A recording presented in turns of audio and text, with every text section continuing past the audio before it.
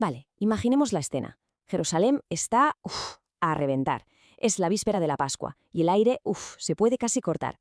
Huele a humo, al humo de miles y miles de corderos que se están sacrificando en el templo. Cada familia, sabes, cumpliendo con ese rito de siempre.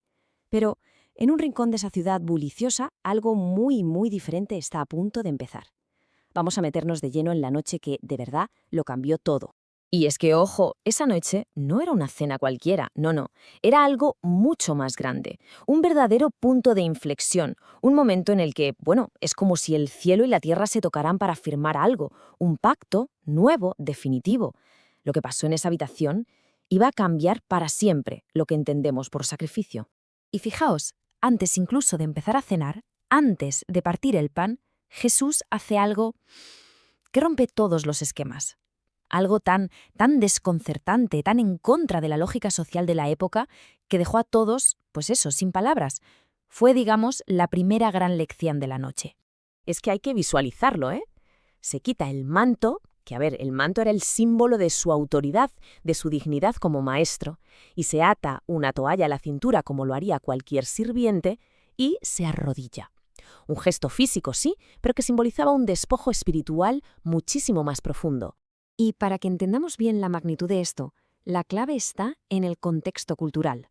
A ver, lavar los pies no era tarea del anfitrión, ni siquiera de un sirviente normal. No, era el trabajo reservado para el último de los esclavos de la casa, el de más bajo rango. O sea, era una auténtica humillación pública. Esto, es la ilustración perfecta de esa inversión total de valores. El maestro que asume el papel del último de todos. Pero es que hay más, mucho más. Al lavar los pies a Judas, le estaba ofreciendo una última oportunidad, ¿no? Casi desesperada, llena de amor, para que se arrepintiera. Y para el resto, como le dijo a Pedro, era una especie de purificación espiritual, algo que necesitaban antes de poder participar en lo que iba a pasar después.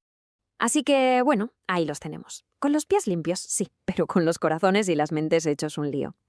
Se sientan a la mesa para celebrar la cena más importante del año, la cena de Pascua. Pero lo que no sabían es que Jesús estaba a punto de darle la vuelta a su significado para siempre. Pensemos que desde hacía siglos esta cena recordaba el éxodo de Egipto. Recordamos la historia, la sangre de un cordero sacrificado en las puertas. Esa sangre salvó a los primogénitos de la muerte. El cordero, por tanto, era la pieza central, era el protagonista absoluto de la noche. Y es curioso, porque los evangelios nos cuentan los detalles de la cena, el pan, el vino, las hierbas amargas. Pero hay algo que no mencionan, un elemento crucial. En ningún sitio se dice que comieran el cordero pascual. ¿Cómo puede ser? ¿Por qué falta el protagonista de todo el ritual? Pues bien, aquí está la respuesta. El cordero no faltaba. Para nada, estaba allí mismo, sentado a la mesa presidiendo la cena. Jesús se identifica a sí mismo como ese cordero, como el sacrificio definitivo. Su cuerpo que se entrega como el pan y su sangre derramada como el vino, eso iba a sellar una nueva alianza, un nuevo éxodo, sí, pero esta vez no de una esclavitud física en Egipto, sino de una esclavitud espiritual. Después de la cena, el tono cambia por completo. Dejamos atrás la calidez de esa habitación, del cenáculo, y nos vamos a la oscuridad y al frío del Monte de los Olivos, a un huerto llamado Getsemaní. Y es aquí donde empieza la verdadera batalla. Fijaos, es que hasta el nombre del lugar es una metáfora potentísima. Getsemaní significa, literalmente, prensa de aceite.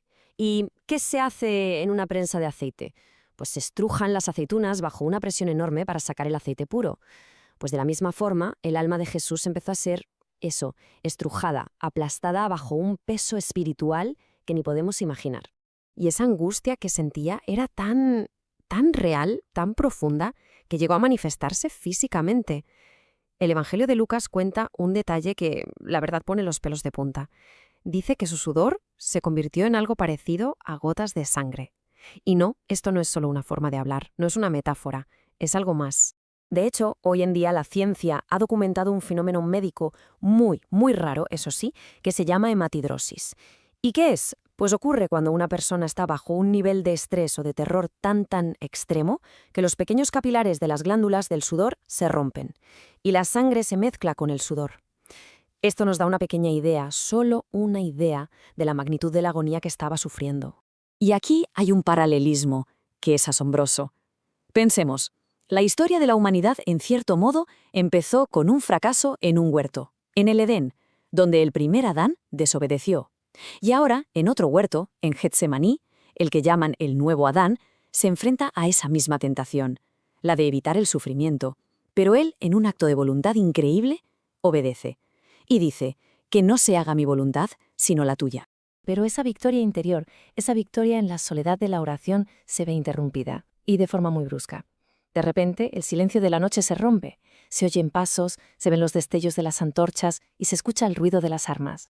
Es Judas, uno de los 12. Llega al frente de un grupo de guardias del templo y soldados romanos. Ha llegado el momento de la confrontación final. Y lo más terrible es que no empieza con un grito de guerra, sino con un gesto de cariño, completamente pervertido. La señal que habían acordado era un beso. Un beso, el símbolo universal del amor, de la amistad, y aquí se usa para entregar a alguien a la muerte. Y a partir de ahí, en un segundo, todo se acelera. Jesús es arrestado y en medio de todo ese caos y ese miedo, los que habían jurado que estarían con él hasta el final, huyen, lo abandonan y lo dejan solo. Y así termina la noche del Jueves Santo, con el Maestro encadenado, solo, traicionado, abandonado. Pero, y esto es importante, no se lo llevan a la fuerza. En su mirada no hay derrota, sino determinación. Él camina, por su propia voluntad, hacia lo que sabe que es su destino, el altar de la cruz. La noche más larga ha terminado, pero solo para dar paso al día más oscuro. Y la pregunta que nos queda flotando en el aire es, si todo esto ha pasado al amparo de la oscuridad, ¿qué podemos esperar cuando, al día siguiente, el mismísimo sol decida esconderse? La respuesta, esa llegará con las primeras luces del Viernes Santo.